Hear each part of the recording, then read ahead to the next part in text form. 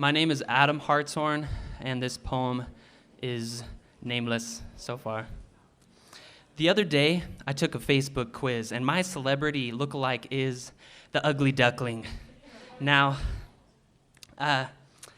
from a suckling child, I was afraid to smile at a girl, never deluding myself to outlandish grandeurs of greener pastures that someday she might hand her heart to me. But other guys seem to have it made, in the shade of a palm tree, sipping lemonade while the women all braid the luscious locks of his golden mane. And it's not just that makes me care. I mean, I'm not jealous of all the women or his golden hair. I mean, I wouldn't say no, but it's the similar interests that we share that make it all seem so unfair. For instance, in certain circumstances, we both seem to act like squirrels, and it's when we're around the hot girl. Now, I will admit that she's probably in the major leagues while I'm still playing third string on my elementary school t-ball team, and my batting average is obscene, but a man can dream. I mean, suppose with me that a lofty eagle really did fall in love with a slimy old octopus. I mean, wouldn't they still share a few magic moments together while either the eagle drowned or the octopus suffocated? And wouldn't they still gaze lovingly into each other's eyes while the octopus gurgled from its beak with its last gulp before it died, that it was grateful, that the talons of love had pierced its salty heart to take him to soar in the skies and be with the eagle as it flies? Now, I know that this may be hard to visualize, especially considering the fact that most of us are only assuming the octopuses even have eyes. Excuse me, octopi.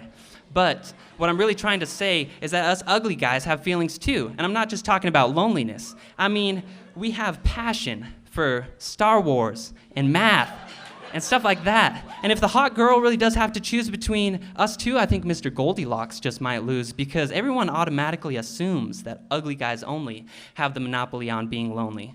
But between me and you, it's just not true, because the hot girl, she's lonely too. And I know you're all saying, umpire, you're not calling this fair, because if life is a game, you can tell she's a player. That's probably true. And while she may average more than one date a day, how many of those guys listen to what she has to say? I mean, she doesn't just want a guy who will hold her hand. She wants a guy who will offer his hand. She doesn't just want a guy who will kiss her lips. She wants a guy who will listen to what she's saying. She doesn't just want a guy who she can stare with eye to eye. She wants a guy who she can stand with, shoulder to shoulder. And that's why true love is bolder than the horizon that separates the octopus and the eagle, because love is regal, it's real, and it's true, and really no one can tell you that she's better than you. We all recognize pride when someone says, I am better than you. But if you say, she is too good for me, isn't that still vanity?